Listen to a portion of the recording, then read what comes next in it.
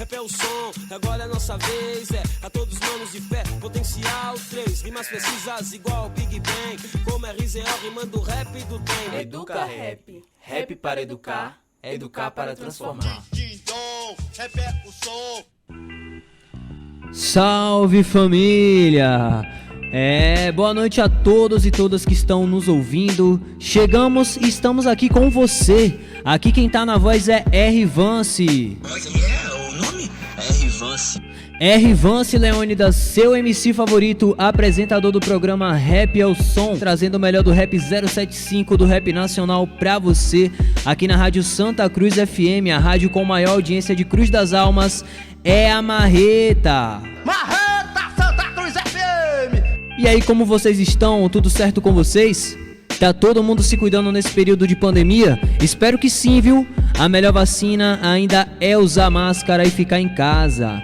Bom, fica ligadinho com a gente que agora começou o seu programa de rap favorito. Agora são 19 horas e vamos até as 20 com muito rap, conteúdo e informação. Lembrando que Rap é o Som é uma produção do Educa Rap, projeto de extensão da UFRB. Hoje temos uma mesa de convidados da UFRB em nosso programa. A primeira convidada da noite será a professora Tatiana Rocha. Olá! Durante o período do calendário suplementar da UFRB, professores e alunos dos cursos de Tecnologia em Agroecologia do CCAB e Licenciatura em Educação do Campo do CFP desenvolverão um projeto de extensão denominado Dialogando com a Agroecologia, em que alunos, professores, técnicos e comunidade externa poderão se inscrever e participar. Nesse projeto acontecerão as prosas virtuais, que serão apresentações de vários convidados falando sobre temas relacionados à agroecologia. As prosas virtuais acontecerão quinzenalmente e serão transmitidas pelo Google Meet e pelos canais TV UFRB ou Agroecologia UFRB no YouTube. Porém, se você tem interesse em aprofundar nos assuntos relacionados à agroecologia, você poderá se inscrever nos grupos de estudo, que acontecerão também quinzenalmente. Nesses grupos de estudo, iremos discutir e aprofundar nos temas apresentados nas prosas virtuais. As prosas e os encontros dos grupos de estudo acontecerão sempre nas quintas, no horário das 18 às 20 horas. Para se inscrever ou para mais informações, você pode entrar em contato pelo e-mail ufrbdialogandocomagroecologia@gmail.com. Esperamos a participação de todos. O Rap é o Som agradece a presença, Protati, sua presença aqui com a gente. É muito legal essa iniciativa. O Rap é o Som parabeniza a todos que estão nesse corre do Dialogando com a Agroecologia, um projeto que promete trazer diálogos com temas pertinentes para produtores, agricultores, aos povos tradicionais e estudantes. Enquanto discente do curso de Agroecologia e ex-coordenador político do Coletivo de Agroecologia, reforço o convite feito pela professora Tatiana Rocha. Venham participar do Dialogando com a Agroecologia. Fique ligado e faça sua inscrição pelo formulário disponibilizado nas redes sociais. Entre em contato no @dialogando com agroecologia no Instagram e no e-mail ufrbdialogandocomAgroecologia@gmail.com. Valeu? Anotou direitinho? Agora vamos bater um papo com o pró-reitor Carlos Alberto sobre o Recôncavo, o Movimento Negro, sobre os editais recém-lançados e conhecer mais da sua história. Hoje temos a presença do pró-reitor da Propai da UFRB, professor adjunto da Universidade Federal do Recôncavo da Bahia, vinculado ao Centro de Ciências de Saúde, atualmente pró-reitor da Pró-Reitoria de Políticas e Ações Afirmativas e Assuntos Especiais da Propai da UFRB. É doutor e mestre em Política Social pela Universidade de Brasília. Possui licenciatura plena em Pedagogia com especialização em Magistério pelas Faculdades Integradas da Sociedade Educacional Tuiuti, em Curitiba, Paraná. Seja bem-vindo ao Rap é o Som. Olá, boa noite a todas as pessoas que nos ouvem. Eu sou Carlos Alberto, estou no momento como pró-reitor de Ações Afirmativas e Assuntos Estudantis. Caminho difícil, mas nunca foi fácil para nós que estamos na militância há muitos anos. Agradeço a oportunidade de estar nesse programa Rap é o Som, na Rádio Santa Cruz FM 87.9. Quero também agradecer em especial ao R. Vance por nos convidar para usar desse espaço para falar um pouco de história, mas falar também de perspectiva e quiçá de futuro, né? Bem, como é que eu poderia me apresentar? Eu me apresento como um sobrevivente. Aos 58 anos, dos quais 40 dedicados à militância do movimento negro, eu posso dizer que eu sou um sobrevivente. Nasci no Rio de Janeiro, morei no Morro Dona Marta, em Botafogo, né? Período áureo das organizações comunitárias na favela. Segui a Aracaju, onde a célula familiar da minha mãe residia. Depois fui morar em São Paulo, morei no Morro Dona Marta, em Botafogo, né? Período áureo das organizações comunitárias na favela. Segui a Aracaju, onde a célula familiar da minha mãe residia. Depois fui morar em São Paulo, passei por Curitiba, voltei ao Rio, Brasília e agora aqui no Recôncavo da Bahia. Bom, esse seria minha trajetória, minha errática trajetória em busca de um existir, mas sobretudo em busca de uma preparação para o que virá. Por que eu digo preparação para o que virá? Nós sempre estamos buscando uma identidade. E eu não estou falando aqui da identidade apenas étnico-racial, mas é uma identidade de como ser, como pessoa, né?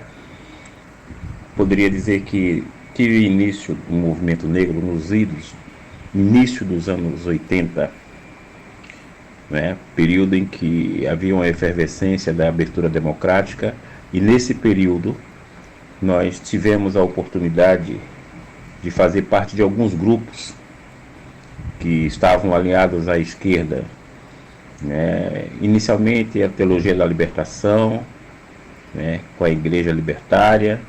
Depois a gente rompe e vai começar a se constituir um grupo mais político vinculado ao movimento negro em Sergipe, União dos Negros de Aracaju.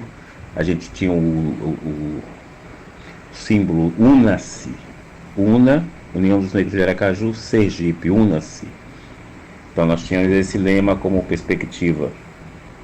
E mais tarde a gente vem caminhar buscando uma formação mais sólida do que diz respeito aos enfrentamentos políticos para garantir um espaço de debate, um espaço de inserção política no campo da esquerda, sempre no campo da esquerda.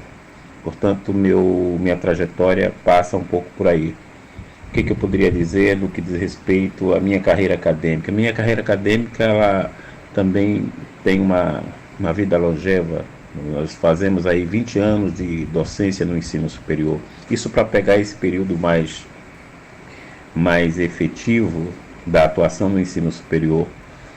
Eu começo a dar aula em Curitiba, né? E inicialmente eu fui dar aula no Centro de Formação Política, que era uma universidade aberta, e que fazia capacitação e formação da classe trabalhadora sindical. Estava ligado à CLAT. E ali eu aprendi que o processo de organização se dá por muito estudo, muita formação e, acima de tudo, muita ética. A gente discutia muito a política da América Latina e a gente fazia sempre o recorte racial. Depois a gente vai trabalhar, indo já para Brasília, na Universidade Católica de Brasília. E concomitantemente a gente vai dar um curso na UNB, isso em 2001, né? A gente começa em 2001 a dar um curso na UNB, que é Relações Raciais no Brasil, um curso de extensão. E lá eu tive a oportunidade de conhecer dentre várias pessoas importantes, vários segmentos importantes, o Grupo Enegrecer, que foi a primeira turma de cotistas da UNB. E esse grupo me convidou para fazer formação política. Então, todos os sábados nós tínhamos um dia inteiro de formação política, recuperando um pouco as histórias do movimento negro e fazendo discussões das projeções futuras. Tenho hoje a felicidade de reconhecer esses jovens que são egressos da UNB, atuando na vida pública, na vida política e fazendo aquilo que a gente precisa que se faça, né? Eu sempre parto do seguinte princípio: o bastão ele pode vir em forma de diploma, mas o legado precisa ser compartilhado, a gente precisa ouvir, a gente precisa ser capaz de olhar para trás e dizer assim, outros passaram por aqui. A partir da minha experiência em Brasília, nós vamos observar um outro movimento que Brasília é uma cidade da administração central e a gente aprende muito rapidamente que a gente precisa conhecer da gestão pública como possibilidade, a gestão pública como intervenção na vida dos sujeitos, né? A gestão pública como possibilidade objetiva de incorporar as demandas do movimento negro, da sociedade como um todo.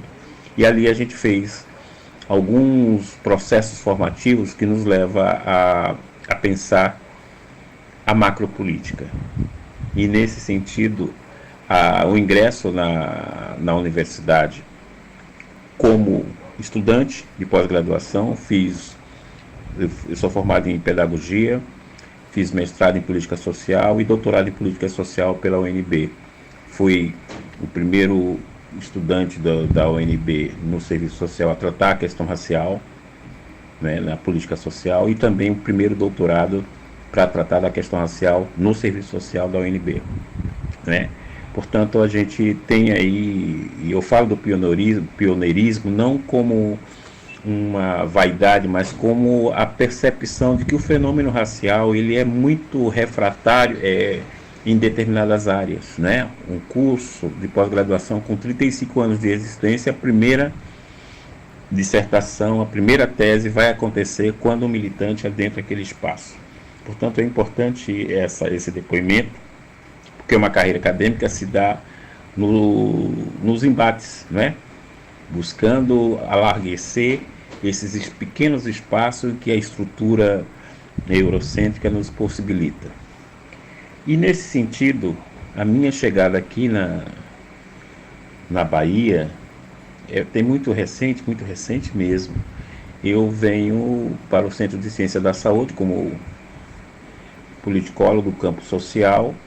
Eu dou aula no Estado de Política de Saúde e invariavelmente a gente faz uma conjunção necessária e importante sobre a saúde da população negra e as concepções de Estado. Evidentemente que a gente se espraia por outros espaços e eu vou conhecer a UFRB, realmente uma universidade numericamente marcada pelo componente racial, mas que carece de uma epistemologia que efetivamente se materialize naquilo que seria a expectativa originária de uma universidade autorreferenciada e que se efetive no interior da Bahia. Portanto, essa é a minha trajetória, esse é meu pensar, minha perspectiva no campo da vida acadêmica, não é? Por outro lado, a pergunta seguinte quanto à relação do hip hop com o movimento negro. Bom, muito cedo eu conheci o hip hop, sobretudo nos anos 2000 em São Paulo, na periferia de São Paulo, porque eu, morando em Curitiba, muito próximo, eu ia muito a São Paulo e lá eu tinha contato com alguns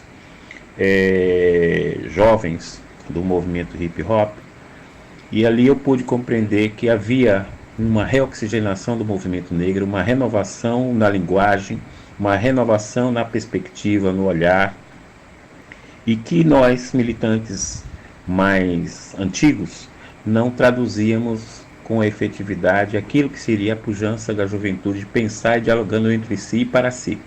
Então, me parece que o hip hop é essa nova etapa, esse novo momento do movimento negro, como todos os processos históricos, são momentos que são em etapas que podem se ir modificando e melhorando a cada vez mais. Portanto, para mim, o hip hop, o movimento rapper, é um movimento de uma linguagem direta, de uma linguagem sem simulacro, que fala para a periferia, a linguagem da periferia.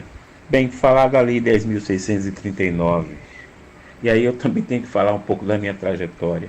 Eu fiz parte da primeira equipe de gestores na CEPI, Secretaria de Promoção da Igualdade Racial, no primeiro mandato do governo Lula.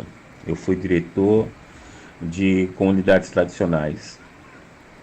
E lá, evidentemente, a gente teve uma contribuição nessa formulação da 10.639, que, diga-se de passagem, ali foi a materialidade, isso é muito anterior, e eu posso citar aqui alguns nomes importantes para a consolidação disso: o MNU, Bahia, e especificamente aquele movimento originário, tradicional, que continha Luísa Barros, Ana Célia, Jonatas Conceição, Lino, Valdeci, que tantas vezes nós tivemos reuniões exaustivas para discutir a educação interétnica. Então, essa discussão vem de longe. É muito atual a frase: nossos passos vêm de longe, vem de muito longe. Estou falando de pessoas muito queridas, muito caras e, acima de tudo, muito éticas, né?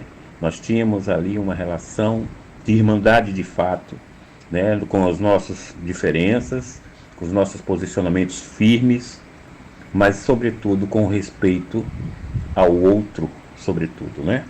E, nesse sentido, quando me pergunta do Papaléguas, eu diria o seguinte: Papaléguas é uma figura que atravessa a minha vida de uma forma fantástica. Eu conheci Papaléguas em 1984, no Rio de Janeiro, né?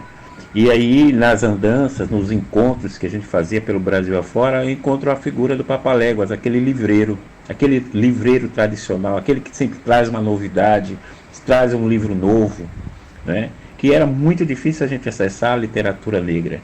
E o Papaléguas é aquela figura, né? Uma figura doce, uma figura carinhosa, muito atenta sobretudo às produções, e estimulando a gente a ler mais, cada vez mais, né? E depois nós vamos ter uma outra passagem muito marcante, Papaléguas lembra muito bem disso. Em 1986, nós tivemos o 6º encontro de negros do Norte e Nordeste, porque no Nordeste nós tivemos 11 encontros regionais. E o 5º foi aqui na Bahia e o 6º foi em Aracaju. E eu coordenei esse encontro. E lembro muito bem, quando eu estava fazendo a checagem dos alojamentos, está lá a Papaléguas de novo. Eu falei: pô, Papa, você circula muito, né? E ele realmente é aquela figura, sempre com os livros, trabalheira danada a seguir com os livros, mas aquilo alimentava os nossos ideais, né? E mais recentemente, quando venho a Cachoeira, a UFRB aqui de Cachoeira, encontro o Papaléguas. Eu falei: pô, não é possível, cara. Nossa Senhora, 2017 eu encontro o Papaléguas de novo. Portanto, é uma figura que atravessa carinhosamente a minha vida, mas é também uma figura que é responsável por pelo menos 40% dos livros da minha biblioteca pessoal, né? Aqueles livros sempre tem uma novidade. Olha, esse daqui talvez você não tenha. E aí a gente sempre dava um jeito de comprar o livro, ficar devendo, enfim. Tem histórias pitorescas. Se vocês um dia tiveram um papo com o Papaléguas, a perguntar como é que é a sua relação com o Carlos Alberto, ele vai contar histórias fantásticas, algumas meio fantasiosas, mas enfim, histórias bem legais. Então, nesse sentido, o Papa é uma figura que alimentou muito ou aquilo que nós chamamos da nossa formação orgânica gramsciana, né? A formação com leitura consistente, firme, enfim. No que diz respeito aos 2 editais, o que eu tenho a dizer sobre os 2 editais? Primeiro, a gente precisa fazer uma análise de que contexto é esse, né? Nós estamos num contexto de uma pandemia, algo inimaginável para todas as pessoas que tenham menos de 100 anos, não é? Inimaginável. E esse é um momento de exceção, é um momento de excepcionalidade, porque nós não estamos falando aqui de um momento que o mundo parou apenas por parar. Não, o mundo parou para evitar que as pessoas se contaminassem. É uma parada que reside numa perspectiva de garantir às pessoas a sua integridade no campo da saúde. E nesse sentido, eu diria que algumas coisas a gente precisa colocar. É muito importante que a gente observe que nós temos uma mudança de paradigma na gestão pública federal, não é? Nós mudamos os governos. E o governo, quando muda, muda também sua orientação política, sua orientação orçamentária, sua orientação ideológica. Nesse sentido, a pandemia, quando nos obriga a suspender o calendário acadêmico, também nos obriga a pensar em estratégias, porque não é uma greve. Nós estamos com o calendário acadêmico suspenso para proteger a vida das pessoas. No entanto, é preciso que se continue de alguma forma. Aí vem o controverso trabalho remoto, atividade remota, que não pode ser confundida com EAD, né? Porque o projeto da EAD é um projeto dos grandes conglomerados do mercado educacional. Nós estamos falando de uma outra coisa. Nós precisamos manter a chama acesa da busca pelo saber. E nesse sentido, nós não temos uma orientação objetiva por parte dos órgãos responsáveis, nesse caso o MEC, para que a gente possa adotar estratégias e tenha lastro econômico, lastro orçamentário para que a gente possa fazer esse movimento. Todos sabem que no âmbito da saúde o governo federal teve a obrigação de destacar recursos adicionais para que se pudesse cumprir os protocolos e as estratégias para a proteção da vida das pessoas. Mas nós não tivemos recursos para proteger o legado maior, que é o conhecimento dentro das universidades, dentro das escolas.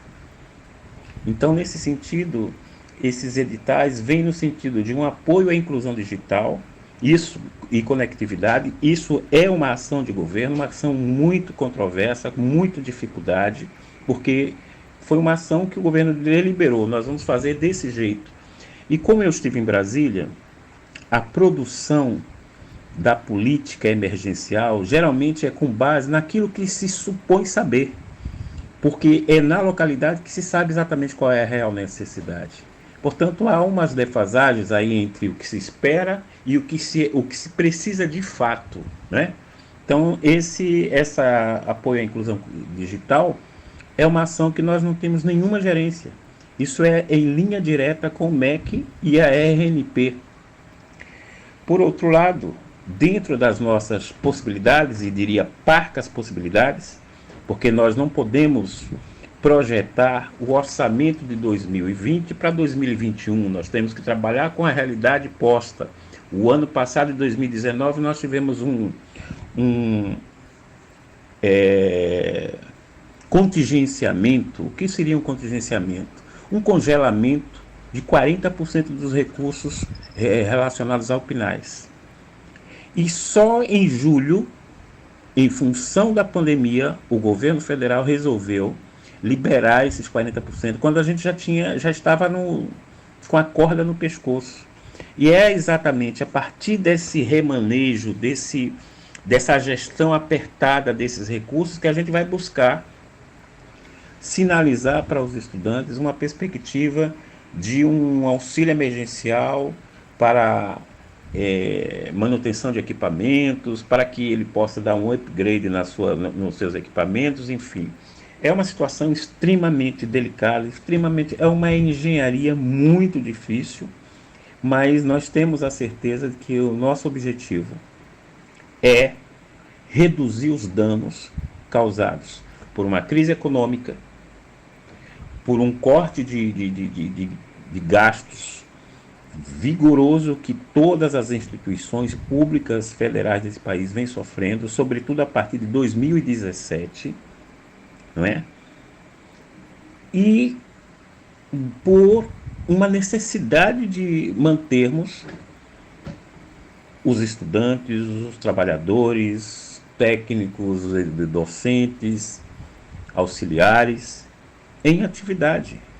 Então, esses dois editais é uma das concertações que todas as universidades vêm fazendo no sentido de buscar, cada um dentro das suas especificidades, a melhor forma de mitigar os danos causados por uma pandemia, mas, acima de tudo, por um momento de uma crise política, uma crise econômica que antecede a pandemia.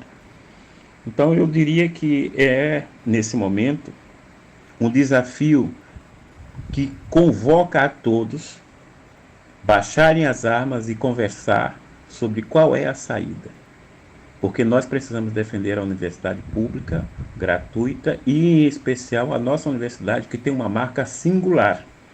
É uma universidade jovem, com pressupostos extremamente inovadores, mas que efetivamente precisa convergir numa perspectiva de defesa desse espaço que é a universidade pública, né? Então, nesse sentido, esses dois editais tiveram o objetivo de mitigar essas dificuldades. Sabemos objetivamente que não conseguiremos atender a todos, mas nós precisamos fazer aquilo que é possível. Nós temos um cobertor curto, mas a gente precisa ser pelo menos razoável tentando propor algo para que a gente possa manter a aglutinação, manter, sobretudo, o nosso ideal e nosso ideário de formação desses estudantes. Por fim, os dados estatísticos da mortandade promovida pelo Covid-19, sobretudo no Brasil, todos nós sabemos o que isso significa, todos nós sabemos que a ausência de uma liderança nacional, a ausência de uma planificação, a ausência de objetividade, nós estamos, infelizmente, nos estados, por nossa própria conta e risco, tendo que fazer ajustes, tendo que fazer arranjos, enfim. E aí nós estamos com quase 130 mil pessoas mortas, e em especial para a população negra, para os povos tradicionais. Isso tem uma incidência muito mais forte, porque a vulnerabilidade, porque as condições sanitárias, porque as condições de segurança, porque as condições educacionais, todas elas nesse momento potencializam a fragilidade e a vulnerabilidade. Portanto, a esses grupos nos resta dizer o seguinte: é preciso aprender a lição que esse momento de recolhimento, de isolamento, tem nos propiciado. Talvez a gente nunca tenha tido a oportunidade de conviver tão intensamente 24 horas com o outro. E nas comunidades isso é muito mais forte, né? Isso é muito mais forte, porque as comunidades ainda celebram o princípio etimológico da comum unidade. Portanto, a essas comunidades, nós precisamos acreditar que não haverá um novo normal. Haverá uma forma mais solidária entre essas comunidades, haverá uma forma em que essas comunidades poderão sair mais fortalecidas, e a gente precisa sair mais fortalecido, a gente precisa olhar para o outro nessa perspectiva de comum unidade. A eles, aos entes que se foram, aos que ficaram, resta-me dizer daquilo que eu acredito. Eu sou de Orixá, eu sou Omorixá e acredito na ancestralidade. E que esses ancestrais que ora povoam o panteão dos Araçalés possam nos municiar de energia, de força, para que a gente não perca de vista o rastro da história, para que a gente não perca de vista que nossos passos vêm de longe. Eu agradeço a oportunidade e conclamo a todos que a gente reflita objetivamente. Quem é objetivamente? Quem é concretamente o nosso inimigo? Porque é chegado a hora. O divisor de águas, e eu estou aqui falando do ponto de vista político, está muito nítido, está muito explícito. Não vê quem não quer. E para finalizar, eu diria uma frase que eu gosto muito de usar. Quem dorme com os olhos dos outros não acorda quando quer. É necessário abrir os olhos para se autonomizar. Muito obrigado, colegas resistentes do movimento hip hop. Parabéns pelo trabalho, parabéns por essa entrada nos meios de comunicação, parabéns por essa resistência, por essa determinação em comunicar pelo rádio aquilo que a gente precisa difundir. Nós somos uma nação, nós somos um povo e nós precisamos constituir, ou melhor, refundar o processo civilizatório deste país. Muito obrigado. Sigam o Projeto EducaRap no Instagram, minha gente. Eu tô ligado que vocês têm Instagram. Chega lá no @EducaRapUFRB. Confere nosso corre, porque vocês que motivam a gente tá aqui todo sábado por amor ao que fazemos e por ver que o que a gente faz é de verdade e contagia outros corações.